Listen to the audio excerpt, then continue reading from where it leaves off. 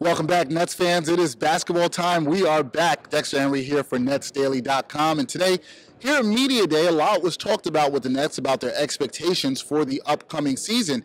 And I had a chance to go around and talk to some of the beat writers and reporters that cover the Brooklyn Nets. And I got to ask them what they thought about how the Nets could do this season. The team this year has a lot of questions because you have a lot of youth on the team this year. The second tier guys, the reserves, those kind of guys have to come off the bench. You're not sure what they're going to give you right now. You know the Joe Johnsons, the Jared Jacks, the Brook Lopez, Thaddeus Youngs. You know what they'll give you. So I'm not really sure. I would say that Nets have enough to at least contend for like the 8th playoff spot in the East, which is pretty weak. But it depends on how their bench kind of comes together, because the bench is going to come together pretty well in my mind. They won't be able to kind of finish off games the way they want to. So I would say right now, I have them probably around somewhere around 8th, 9th, 10th, somewhere around there in the East. I think everyone's talking about how bad they're going to be right now, but I think they'll probably end up where they've been every year since they've been in Brooklyn, sort of around the middle of the pack. Only this year, because Darren's gone, because Joe's getting older, it'll be seen as sort of an accomplishment. I don't see a big improvement or big decline one way or another. This is still going to be a team that's battling for a playoff spot. It'll be a very middling team. They'll have a hard first-round series, and if they get out of that, they'll be lucky to get out of the second. If you look up and down the roster, it's not terribly deep. There are a lot of unknowns. There are a lot of question marks. I think best case scenario, 7th or 8th seed in the Eastern Conference, and that's only because they do play in the Eastern Conference. If they were in the Western Conference, I don't think playoffs would be a likely scenario. But I think maybe a 7-8 team. I think they could flirt with 40 to 41 wins, and I think that's the best case scenario.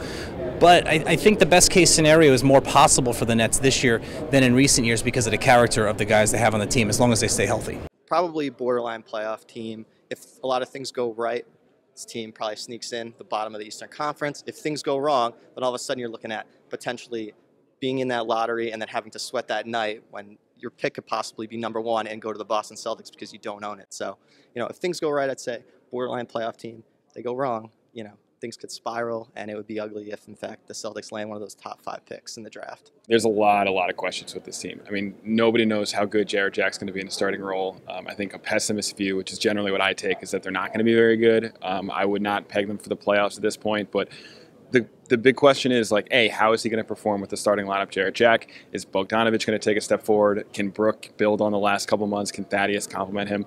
There's all the pieces for a good team. It's funny, they have these little components, but we don't know how well they mix together yet. So in a weak Eastern Conference, they can totally make the playoffs, but there's just a lot of question marks, and there's a really tough start to the schedule. If they get off to a bad start, I think you'll see then kind of where their season's going to go. If they get off to a good start, anything's possible. I definitely think they'll probably be fishing for a 7th to 8th seed, maybe 6 at best. For me, I think the biggest question for them is how they're going to gel. Team morale is definitely very important in the NBA. They got a lot of new pieces. Definitely lost their $100 million man in Darren Williams. So I think it's going to be based on who can fulfill the roles that people left, like Allen Anderson and Darren Williams, and how can they, expound on that and see what how they can gel and put it all together. If things go really well, I think Brook could carry them to maybe like a 45-win season. I think that's the absolute ceiling. Brook and Thad have shown that they can work well together.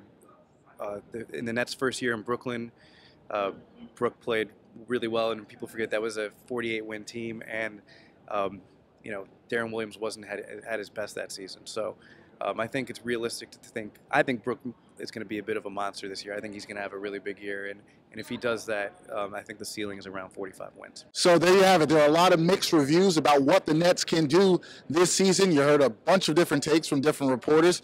We'll share our take. Myself, Tom Lorenzo, we have another video. We'll talk a little bit about the Nets season upcoming, so be sure to check this out. Let us know what you think. Let us know on NetsDaily.com. Tweet at me at NetsDailyVideo or at NetsDaily. Please let us know what you think the Nets can do this upcoming season. So excited for the season to get started. Stay tuned for more. Check out more of our videos on NetsDaily.com.